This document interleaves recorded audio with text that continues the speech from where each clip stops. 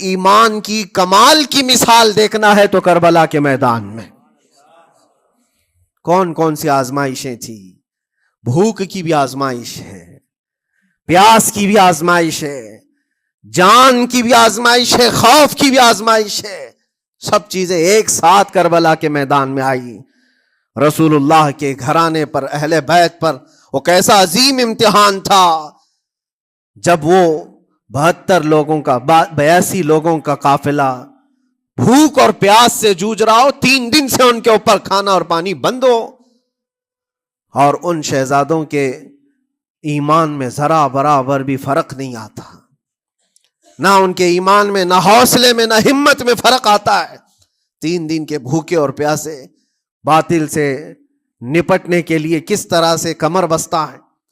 یہاں تک کہ بھوک کی شدت ایسی تھی، کلیجہ منہ کو آئے. 6 ماہ کا بچہ بھی روتے روتے زبان جس کی سوکھ گئی ہو، وہ ماں جو بچے کو دودھ پلاتی ہے اس کے سینے سوکھ چکے ہوں، دودھ ختم ہو چکا ہو ماں کے پستانوں میں، کیسی قلت ہوگی. پانی کا ایک قطرہ ان کے گھر تک نہیں پہنچ پاتا. ماں اپنے بچے کو دودھ نہیں پلا سکتی تھی. اس سے زیادہ کیا آزمائش تھی یہ بھوک اور پیاس کی آزمائش. پھر جانوں کی آزمائش تو ایسی، اللہ اکبر. 56 سال کی عمر کا وہ شہزادہ عالی وقار، سیدہ کائنات فاطمۃ الزہرا کا نور نظر، امام عالی مقام سید الشہداء امام حسین رضی اللہ تعالیٰ عنہ، جب میدان کربلا میں لاشوں کو اٹھاتے تھے، کتنی لاشیں اٹھائی، کبھی بیٹے کی، کبھی بھتیجے کی، کبھی بھانجے کی، کبھی بھائیوں کی، کبھی عزیزوں کی. میاں ہم اپنے گھر سے نکلنے والے ایک جنازے کو اٹھاتے ہیں تو 8 دن تک ہمارے اندر سے ہوش نکل جائے. کوئی اپنے بچے کو اپنے ہاتھوں سے دفن کر کے دیکھے پھر کیفیت پتہ چلتی ہے. امام حسین نے ایک نہیں اپنے لاڈلوں کی لاشیں اس طرح سمیٹی ہیں.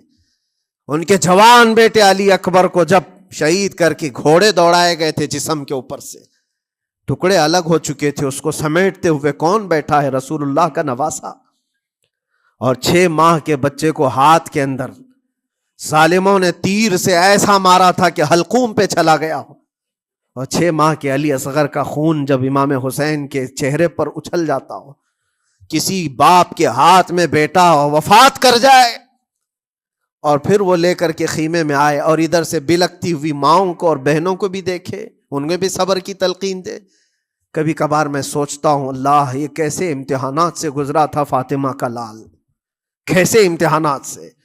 بھوک اور پیاس کی شدت الگ، یہ جانوں کی شدت، جانوں کے جانے کا غم الگ، عزیزوں کی لاشوں کو اٹھانے کا بوجھ الگ.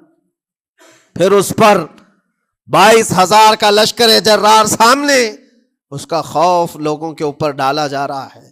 عزیزان گرامی وقار، یہ سب چیزیں کیا امام حسین کے قدموں کو ڈگمگا گئیں؟ کیا ان کے خاندان والوں کو بکنے پر مجبور کر دی؟ کیا انہوں نے سمجھوتے کر کے اپنا سب کچھ بیچ ڈالا؟